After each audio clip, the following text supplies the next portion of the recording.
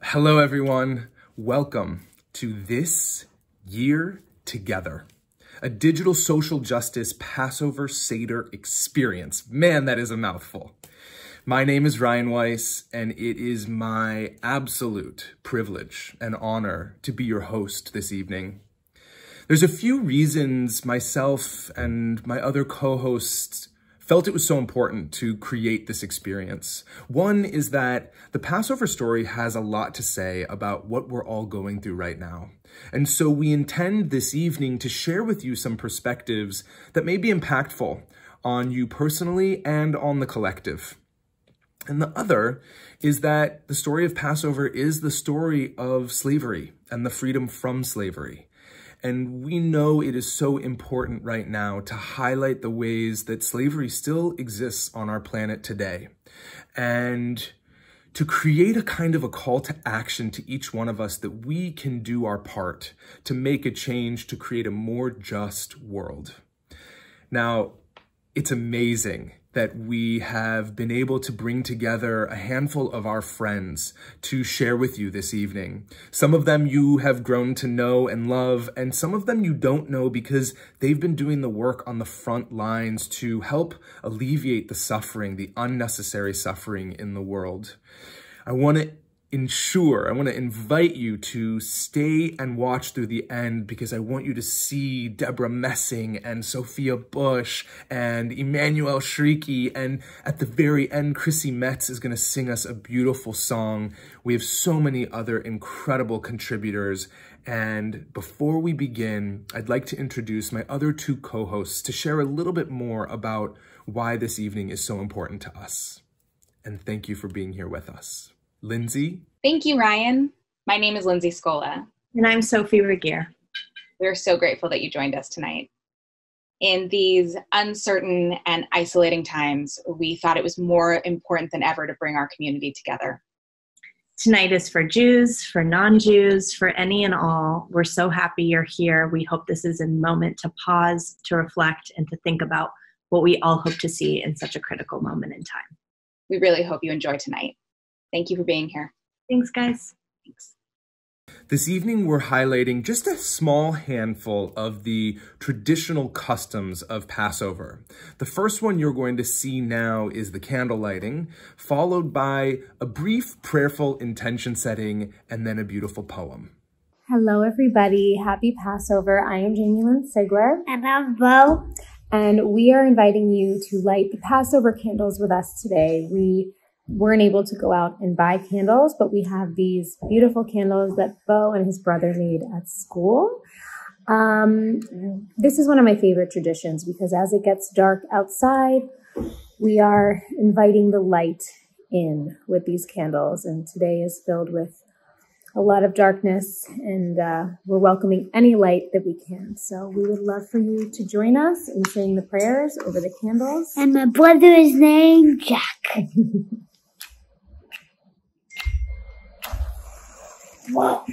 Baruch atah Adonai Eloheinu melech haolam asher kiddushanu b'mitzvotav v'tzivanu lehadlik ner shel yom tov.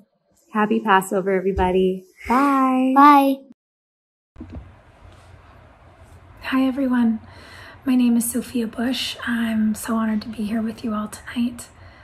To me, the Passover story is both filled with immense hope for our future and also an acknowledgement of the pain and suffering that happens in our world. To open ourselves up to this experience together, I thought that we could take a moment in prayer, in silence, to honor the intention of the group. So I'm going to read a little something I wrote, and please feel free to close your eyes if you feel comfortable. Dear universe, may this be an evening when we allow ourselves to open vulnerably and honestly to our pain and the pain of all those who suffer, to recognize that the feeling of our individual pain connects us with all people, to know that we are never alone in our pain. May we have the strength to be with what is, despite our desire to escape. May we recognize that the Passover story is one of facing head-on the present challenge and practicing patience in the movement toward our redemption. And may we feel the hope of renewal. May we see that through all the darkness, we are moving toward the freedom of a more righteous world. And so it is. Thank you all. And if you closed your eyes, please feel free to open them now. Hello, everyone. I am Emmanuel Shrieky, and first I want to wish you and your family a very happy Passover. Despite our current situation, I wish you a very meaningful one. The tradition of Passover is to let our hearts break open and to feel the pain of oppression. That's not always easy. I like to turn to this poem to remind myself to welcome it all. This is The Guest House by Rumi. This being human is a guest house. Every morning, a new arrival. A joy, a depression, a meanness. Some momentary awareness comes as an unexpected visitor. Welcome and entertain them all. Even if they're a crowd of sorrows who violently sweep your house empty of its furniture, still treat each guest honorably. He may be clearing you out for some new delight. The dark thought, the shame, the malice. Meet them at the door laughing and invite them in. Be grateful for whoever comes, because each has been sent as a guide from beyond. Whew. Sophia and Emmanuel, that was so beautiful. Thank you so much. I hope you all at home are feeling as open-hearted and dropped in as I am right now. And now we get to move on to another friend of ours, Debra Messing, who's going to share with us the story of Passover. And then we're going to hear from Abby Pfeiffer-Mendel about some ways that she likes to take the Passover story personally. Debra, take it away. Hi, I'm Debra Messing, and here is the story of Passover in under 2 minutes. The Hebrew people were slaves in Egypt. When the Pharaoh, the king, decreed the killing of the firstborn Jew, Jochebed puts her newborn son into a basket and places him in the Nile River. The little boy is found by the Pharaoh's daughter, who raises him like a son, the Prince of Egypt, a.k.a. Moses. Moses grows up. He sees a slave master whipping a slave, and in a fit of rage, Moses kills the slave master and flees the kingdom. He sees a burning bush, and God instructs Moses to go to the Pharaoh and tell him to let my people go. So he does, but Pharaoh doesn't listen. The 10 plagues happen. Pharaoh finally frees the Hebrew slaves. The slaves flee quickly, but when they arrive at the Red Sea, they see the Pharaoh has changed his mind. The Egyptian army has come to take the Hebrew people back to slavery. Moses walks into the water, raises his staff, the Red Sea splits, and the Hebrew people cross to safety and freedom. The end. I'm Abby Pfeiffer-Mendel, and I teach social entrepreneurship at the University of Southern California. When we started planning the Seder experience, I thought about my 2 favorite moments in the story of Passover. The first comes when Moses first encounters the burning bush. He's passing by this patch of dirt that he's passed hundreds of times before, but this time something catches his eye, and he hears the voice from above, the voice of God. And God says, "Moses, take off your shoes, for the ground on which you walk is holy." And there's a moment that we realize that what makes something holy is just that we decide that it's holy. Our conversations, our relationships, the communities that we're a part of, the causes that we spend time on, even the money that we give are holy when we put intention towards them, when we decide to make them holy. Later on in the story is another moment that always strikes me.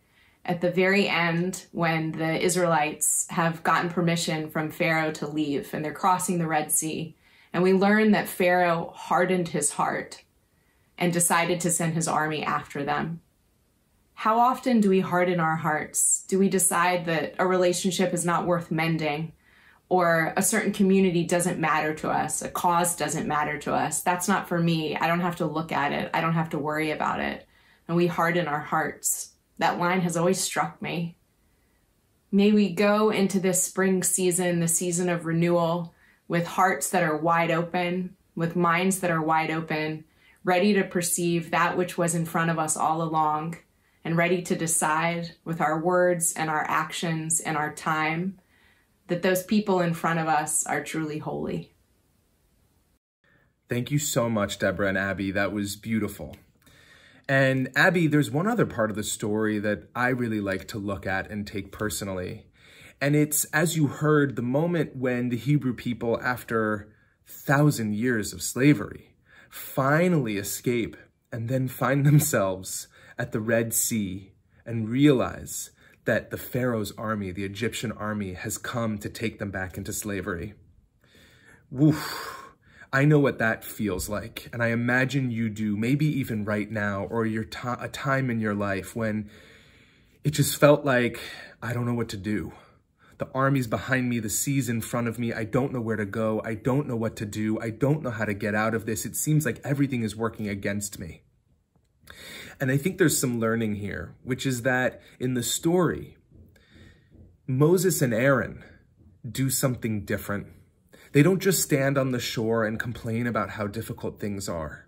Instead, they begin to recite a prayer, Micha Mocha Ba'elim Adonai, praising the universe, praising God, how good are you? And as they recite this prayer, they walk into the water. And there's a teaching that says that they walked so far into the water while reciting this prayer that their mouths filled with water. And it was when their mouths filled with water that the sea parted and they were delivered into freedom. And I think this is really beautiful for us to look at as well. When we feel stuck, when we feel lost, when we feel like we don't know what to do, what might it be like to put our mind on a higher way of thinking, that perhaps a miracle could happen, and then also take a step, take one action in alignment with our faith. What would that be like if everyone in the world was doing that, despite our fear, acting anyways? And so now we're going to move into two more traditions of the Passover Seder. We're going to have the prayer over the bitter herbs, the maror, and then the 4 questions. Here we go. Good evening. I'm Emmy Rassam. On Passover, we say a blessing as we eat maror, the bitter herbs. Baruch atah Adonai, Eloheinu melech haolam, asher kiddushanu b'mitzvotov v'tzivanu al achilat maror. We eat this maror, this bitter vegetable, as a reminder that Pharaoh embittered the lives of our ancestors. Let us commit to help those whose lives are embittered by discrimination, persecution, and hate. Good evening, this is Mayim Bialik, and these are the 4 questions. Ma nishtana halayla hazeh mikol halelos, shebechol halelos, anu ochlin chametz umatzah, halayla hazeh, kulo matzah, shebechol halelos, anu ochlin she'ar yerakos, halayla hazeh, maror. Shebechol halelos, ein anu matbilim, afilu pa'am echas, halayla hazeh, shetei fe'amim. Shebechol halelos, anu ochlin, ben yoshvinu vein misubin, halayla zeh, kulanu misubin. Thank you, Mayim and Emmy. And so we've come to the part of our Seder when we focus on the 10 plagues. And the 10 plagues were things like darkness, locusts, hail, and the killing of the firstborn, just to name a few. And there's two ways to look at these plagues. One of them is as if there's some punishment from God on high. I think it's more beneficial to look at the plagues, though, as warning signs. Warning signs that we're on the wrong track and that we have some righteous action to take. And so together we decided that we were going to create the 10 modern plagues for you. And we have some very special people who are going to share with you these 10 modern plagues that are affecting society today. Our shared global experience of COVID-19 reminds us how precious and unpredictable life is, touching friends and loved ones of all incomes, ages, nationalities, and creeds. And yet, this global pandemic highlights the inequities that face poor and low-income families. We are all experiencing the same pandemic, but we're not experiencing it in the same way. Millions of people have been laid off. Nearly 29 million people in the United States lack health insurance, including undocumented citizens. As we work to find a vaccine and seek medications to relieve the suffering of those who have the disease, may we be mindful of the most vulnerable among us and lean on our politicians to provide economic relief and care for all people. Thank you. Chag Sameach, and may it be a joyous year despite the strain. My name is Tashina Arnold, and tonight I speak out about the plague of inequality. We live in a world where affordable housing, quality health care, nutritious food, and education are not equal, and the disparity between privileged and the poor grows deeper every day. We must commit ourselves that no person has unequal access to basic human needs based on their identity, race, gender, or disability. As I sit with you at this virtual Seder, and I love it. I love the whole idea of it. It's good to be together, and it's good to be thoughtful at Seder time. I'm thinking about what could be the 11th plague, that my subject is climate change. I have 6 children. They range from 25 to 73, and I adore them. And I think about the 97 years of 4 seasons each year on a solid planet, climate being everything we would wish for from season to season. All that threatens with the subject of climate change.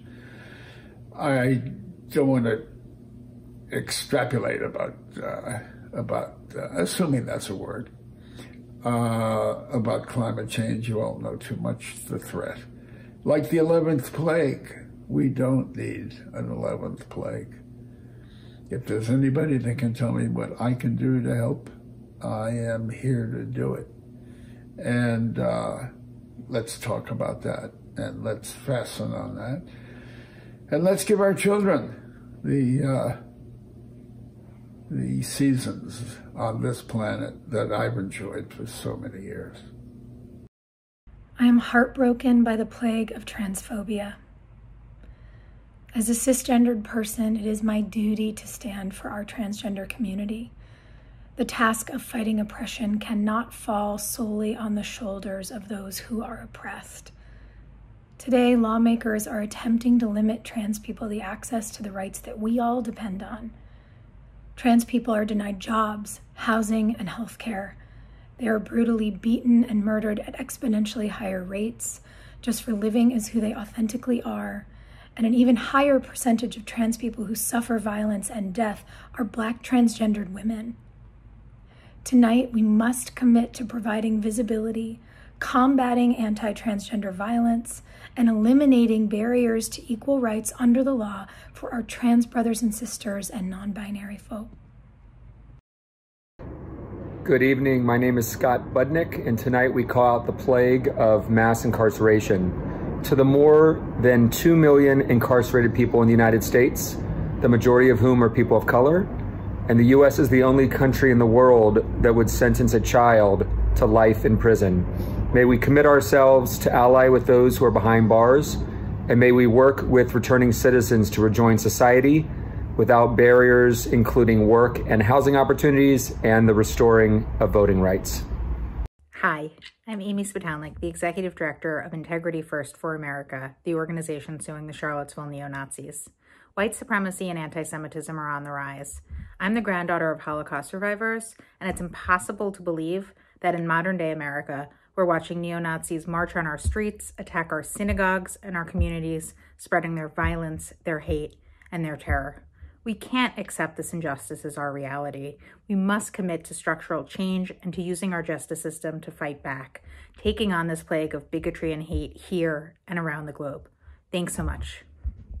My name is Greg Jackson, the National Advocacy Director for the Community Justice Action Fund and a survivor of gun violence. In 2013, a bullet almost stole my life, and I'm one of the lucky ones. In America, over 100,000 people are shot by guns every year, and over 30,000 of those do not survive. But enough is enough. We shouldn't feel unsafe in our neighborhoods, going to the movies, going to a festival, or even going to church. But that's what gun violence has done to us. So I'm here today to ask you to take action. Call on your members of Congress, your president, your governors, your city council members, any leader that you have to invest in community-based solutions, to create laws for responsible gun ownership, and to address the root causes of gun violence in our country. This cannot be solved without you and without your energy. So I hope you will stand with me today to end gun violence. Thank you. Good evening. My name is Kirsten Bangsness, and I am very concerned about rampant disinformation. From partisan news sources to fake ads on social media to the anger, cruelty, and shame blasting that disfigure our public discourse. The American public needs clarity when getting their information. Today, we commit to a robust, free press that provides fact-based reporting, offering the public scrutiny, oversight, and independent information. My name is Neil Katyal, and tonight I speak out on the plague of ignoring refugees. Our world is embroiled in a refugee crisis that encompasses more than 60 million people. We are living through the worst refugee crisis since the Holocaust. On this day, we read the words, "We were foreigners in the land of Egypt." With the memory of generations upon generations of our ancestors living as refugees, we think of those in their modern-day exodus and commit ourselves to safely and lovingly opening our hearts and our doors to all peace-loving refugees.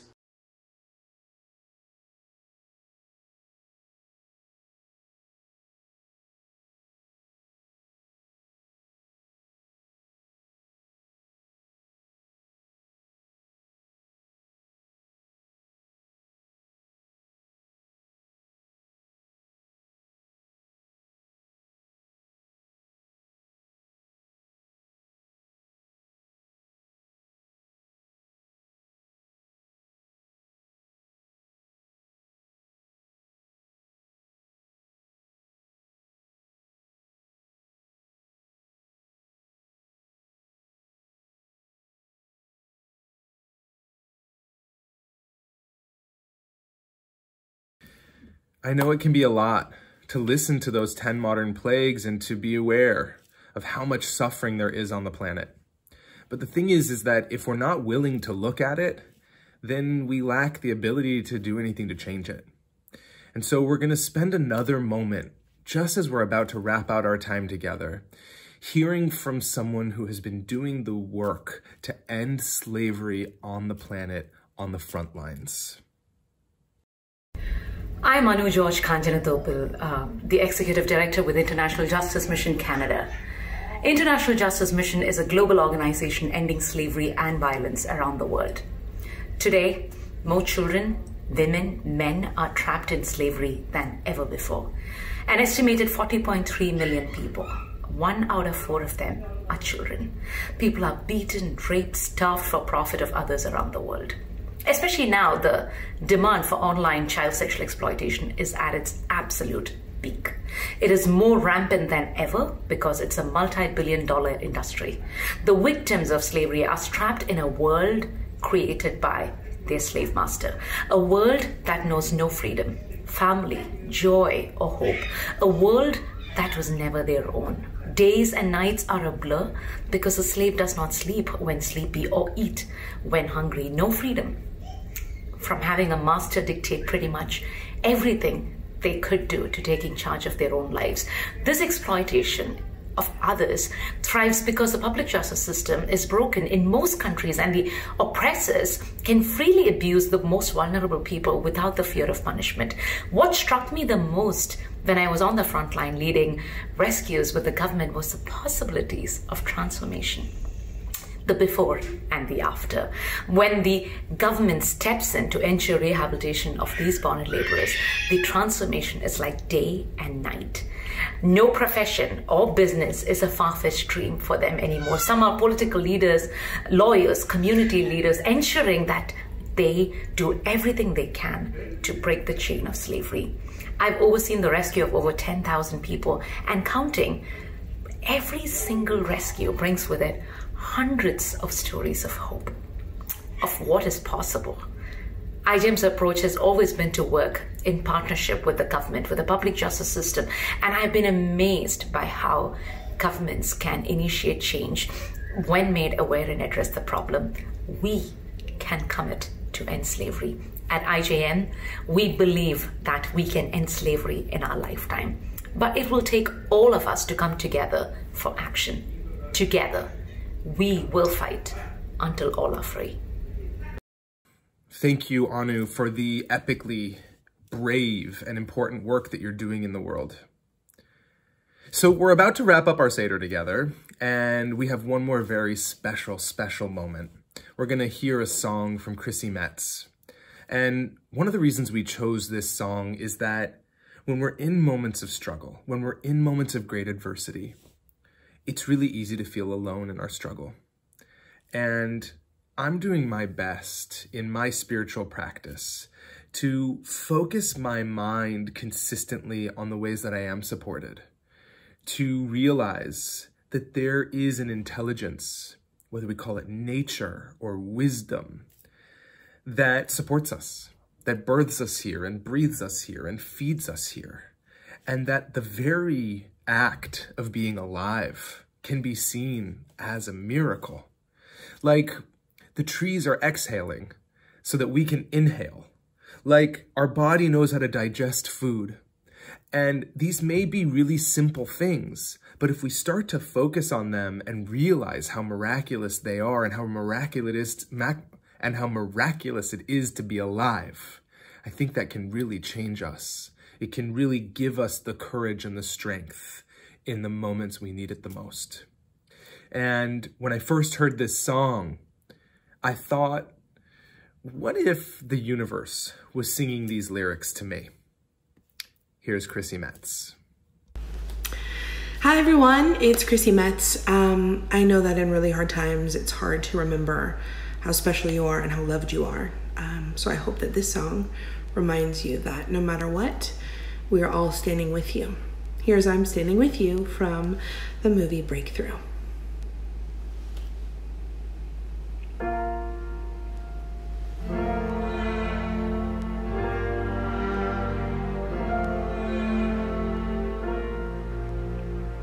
When you're hurting, I want you to know that you'll never have to hurt alone. When your faith is running low, I'll never lose faith in you. And when the nights surround you and you think that no one cares about you, I will go and throw my arms around you. I'll be there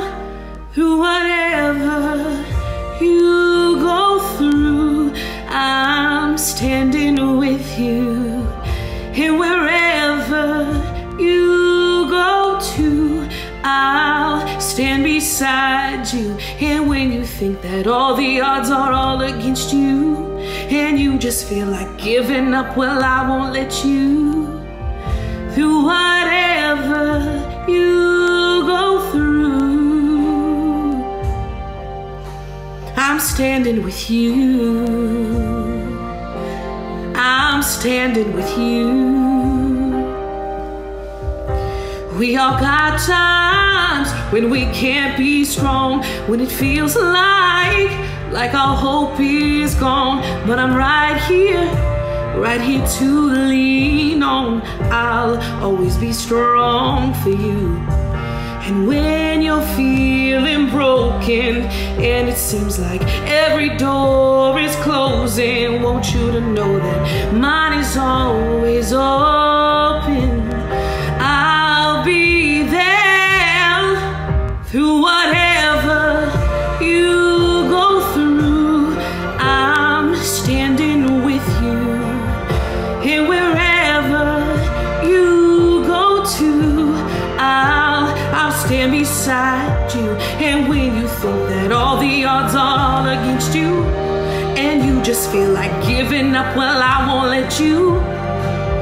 Through whatever you go through, I'm standing with you. I'm standing with you. See, nothing you can do can move me. You can try, but you can't lose me. You can't lose me. Through whatever you go through, I'm standing with you. And wherever you go to, I'll stand beside you. And when you think that all the odds are all against you, and you just feel like giving up, well, I won't let you. Through whatever you go through, I'm standing with you.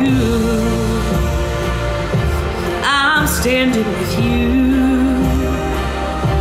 I'm standing with you. I'm standing with you. I'm standing with you. I'm standing. I'm standing. I'm standing with you. With you. With you. I'm standing with you. I'm standing with you.